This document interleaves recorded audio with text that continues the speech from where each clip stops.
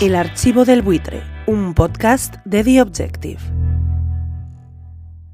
Se habla mucho de las diferencias que hay en este momento entre los dos grupos parlamentarios que forman parte del gobierno, el grupo del Partido Socialista Obrero Español y el grupo de Unidas Podemos. Vamos a derogar la reforma laboral a pesar de todas las resistencias, que las hay y son muchas. Con un impacto previsto de caída del PIB en 2020 superior al 9%, un impacto muy significativo en el empleo, un sustancial aumento de la pobreza derivado de la crisis. Y con esta realidad sobre la mesa sería absurdo y contraproducente abrir un debate de esta naturaleza y generar la más mínima inseguridad jurídica en este momento. Cabría preguntarse qué es más sorprendente, si que haya divisiones entre dos partidos diferentes que forman parte de un mismo gobierno o que a los medios de comunicación les sorprenda que haya divisiones, cuando quizá sería más raro que hubiera un uniformismo. Quizá se debe a que en España, aunque sí ha habido muchas experiencias, tanto a nivel municipal como a nivel autonómico, no había habido ninguna experiencia a nivel nacional hasta el año 2020, salvo que contemos con las experiencias de los sistemas políticos anteriores al actual.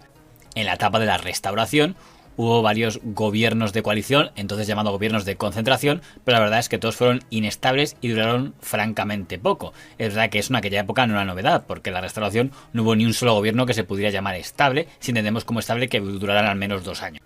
Durante la Segunda República, la primera etapa fue la del llamado gobierno provisional, presidido por don Niceto Alcalá Zamora, y que era un gobierno de coalición entre republicanos de izquierda, republicanos católicos, republicanos lerrouxistas, socialistas y radicalsocialistas. Y en ese gobierno la estabilidad duró poco, básicamente porque tras los incidentes anticlericales y sobre todo después de que los partidos del gobierno decidieran eliminar la religión católica como religión oficial del Estado, los republicanos católicos, don Niceto Alcalá Zamora y don Miguel Maura, dimitieron del gobierno. Al señor Alcalá Zamora luego lo repescaron colocándolo como jefe de Estado, no así al señor Maura. Fue entonces cuando vino lo que se llamó el bienio hazañista. En este caso el gobierno de coalición era entre republicanos de izquierda, radicalsocialistas y socialistas. Y aquí también hubo divisiones, quizá la más clara fue cuando después del intento de golpe de Estado del general Sanjurjo, los republicanos fueron partidarios de indultar al general Sanjurjo, algo a lo que se oponían los republicanos de izquierda y los socialistas, lo cual ya causó entonces una crisis de gobierno. Después vino el llamado bienio negro, una alianza de los grupos contrarios al bienio hazañista, Partido Liberal, Partido Agrario, pero sobre todo los lerrouxistas y la CEDA. Y no fue una etapa demasiado estable, para empezar porque los republicanos lerrouxistas inicialmente querían el apoyo de la CEDA, pero sin tener ministros de la CEDA, probablemente porque suponían que si había ministros de la CEDA se mosquearía la izquierda, porque en aquella época la animadversión de la izquierda hacia la CEDA sería equiparable a la animadversión que hay hacia Vox hoy, con la diferencia de que hoy la animadversión se expresa con tuiterazos o tertulianazos y en aquella época era con bombazos y metralla. Y el gobierno de José María Aznar acompañado se llama CEDA, de una manera o de otra, se llama CEDA 96. Lo de CEDA no tiene nada que ver en absoluto con terminología preconstitucional, hombre, perdóname. Es preconstitucional. No, hombre, es historia. Hombre, perdón, es historia, que es distinto. No pues todo lo que hay fuera de la Constitución o antes del 78 es preconstitucional o anticonstitucional, ni muchísimo menos. La CEDA es una manera de explicar las cosas y no es mala. La CEDA no fue una solución mala, lo que pasa es que de alguna manera no se supo llevar a término bien. Al final el señor Lerroux nombró a 3 ministros de la CEDA y eso provocó que la izquierda se levantara en armas contra aquel gobierno en el episodio conocido como Revolución de Asturias. Y que estábamos, y éramos conscientes de ello, a punto de que se produjera una situación sin guerra civil, pero con el entronizamiento del fascismo en España, aunque más o menos disfrazado.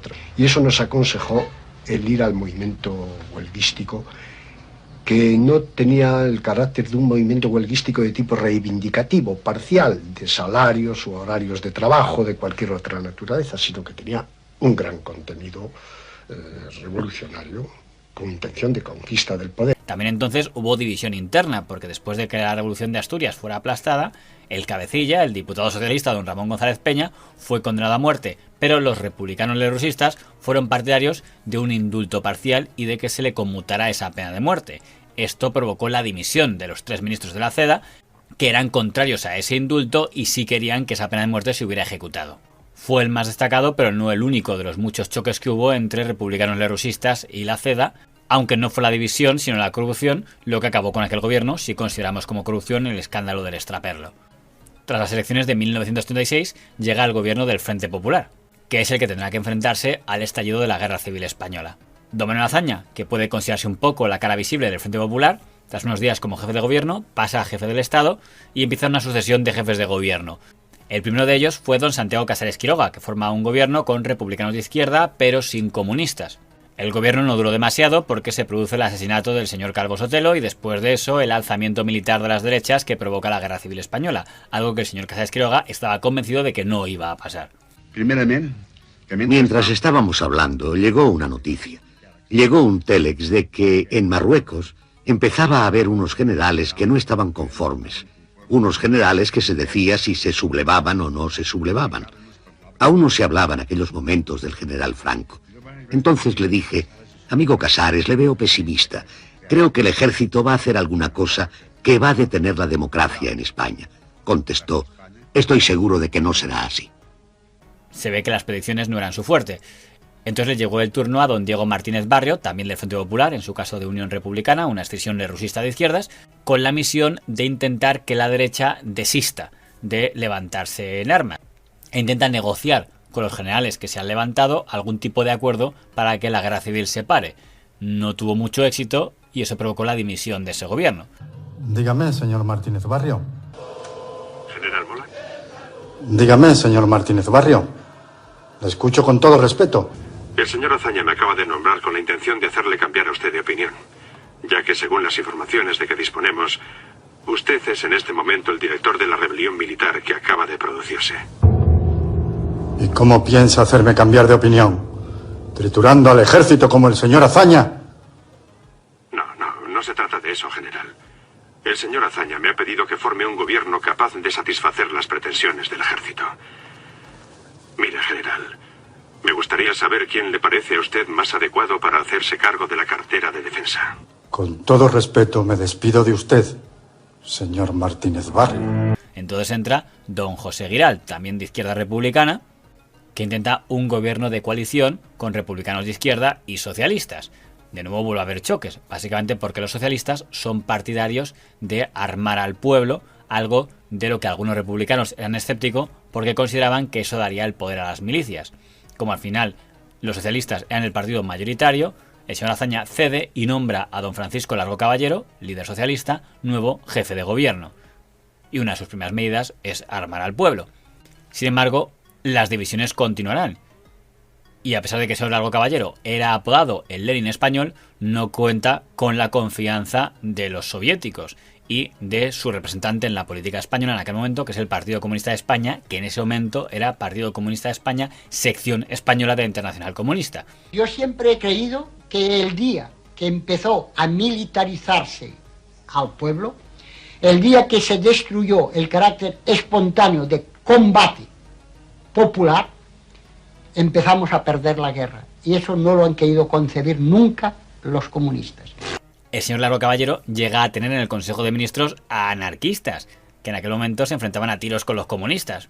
Largo Caballero, que no tenía ninguna preparación militar, se rodea de asesores que no eran los mejores y comete errores, y en ese periodo tenemos derrotas importantes. Llega un momento en que el Partido Comunista considera que la dirección militar de Largo Caballero no es acertada. Al final, el Partido Comunista retira su apoyo al señor Largo Caballero y eso obliga al jefe del Estado, señor Azaña, a buscar a otro miembro del Partido Socialista que sí cuente con el apoyo del Partido Comunista, y ese es el doctor don Juan Negrín, que forma un gobierno con republicanos de izquierda, socialistas y comunistas. Comparten Consejo de Ministros el líder comunista don Jesús Hernández y el líder socialista don Indalecio Prieto, a pesar de que, según el señor Prieto, el señor Hernández había intentado asesinarle años atrás. Poco después de encargarme yo del Ministerio de Defensa Nacional, vinieron a verme antes de la hora del Consejo los dos ministros comunistas, Uribe y Hernández, quienes me dijeron que querían proceder de estrecho acuerdo conmigo. Se concretó su pensamiento en una indicación de Jesús Hernández, manifestándome que si yo no tuviera el temperamento que tengo, acudiría él a mi despacho a traerme las sugestiones del buró político del PC sobre los asuntos de la guerra. Contesté a Jesús Hernández que no necesitaba inspiraciones del buró del PC, que no admitía esa forma de gobernar, y que si el buró quería iniciar algo con respecto a la guerra, lo podía hacer por conducto de sus 2 ministros. Les dije: ustedes se han equivocado si han creído que van a sostener conmigo una lucha como la que sostuvieron con Largo Caballero. Hernández me dijo: mire usted, las verdaderas fuerzas del gobierno somos los comunistas y los socialistas, que acabaremos por fusionarnos. Nosotros, comunistas y socialistas del gobierno, debemos proceder de estrecho acuerdo, tomando nosotros las resoluciones que estimemos convenientes. Yo dije: ustedes me invitan a que a espaldas del resto del gobierno tomemos acuerdos que correspondan al gobierno en pleno. Lo estimo desleal. Nunca quise parar mi atención en los antecedentes de Jesús Hernández, ni siquiera en la circunstancia de haber planeado en agosto de 1923, un atentado contra mí, que debía realizarse colocando una bomba de dinamita llevada personalmente por dicho sujeto en las oficinas del Liberal de Bilbao, y que no llegó a consumarse porque la policía, al descubrir en actitud sospechosa frente al Liberal a Hernández y sus cómplices, hubo de sostener con ellos vivo tiroteo. Eso sí que eran diferencias y no las que tuvieron el señor Iglesias con el señor Sánchez. Al final, la mala relación entre el Partido Comunista y el ministro señor Prieto llegó a su punto máximo cuando don Jesús Hernández, ministro del Partido Comunista, publica el artículo El pesimista impenitente, que es un ataque a don Indalecio Prieto. El mero hecho de que ese artículo saliera publicado en un momento en el que, por estar en guerra civil, todos los artículos de la prensa republicana eran supervisados por la censura del Frente Popular, quería decir que miembros del gobierno habían querido que eso saliera publicado. En el Consejo de Ministros, Zugazagoitia dice: este artículo ha sido tachado por la censura, no obstante lo cual, Frente Rojo lo ha publicado.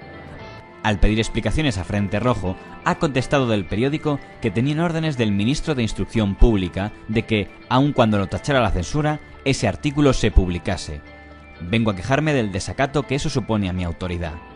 Jesús Hernández respondió: yo soy el autor de esos artículos. Quien ejerce la censura es un funcionario, y un funcionario no puede impedir la publicación del pensamiento de un ministro. No tolero que la censura prohíba expresar mi pensamiento, pues para eso solo tiene autoridad el jefe de gobierno, Dr. Negrin. Al final, eso causó otra crisis de gobierno que supuso la salida de don Indalecio Prieto. Y es llamativo que después de esto, 1939, no volviera a haber ningún pacto de gobierno entre el Partido Socialista Obrero Español ni el Partido Comunista de España. En teoría, don Francisco Frutos y don Joaquín Almunia anunciaron en el año 2000 que si sumaban intentarían gobernar juntos, pero no sumaron.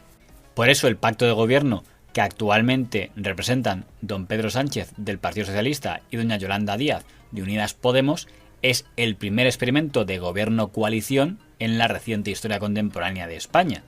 Y probablemente la salud de este gobierno de coalición dependerá mucho en cómo evolucionen las expectativas electorales de uno y otro partido conforme se vaya acercando la siguiente fecha electoral. El Archivo del Buitre, un podcast de The Objective.